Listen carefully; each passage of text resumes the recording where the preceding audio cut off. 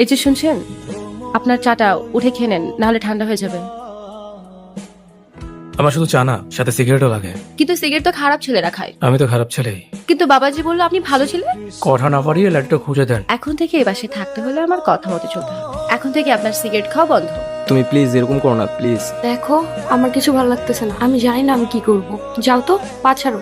জীবনে একবারই একজনকে বলেছিলাম, তোমার পায়ে পড়ে আমাকে ছেড়ে যেও না। কে এই ছেলে? ওর সাথে তুমি এখানে কি করো?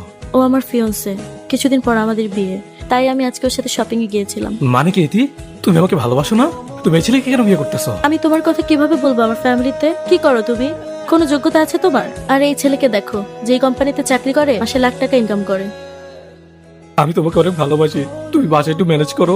তুমি এই ছেলেকে বিয়ে করো না, আমাকে একটু সময় দাও, আমি সবকিছু গুছিয়ে নেবো।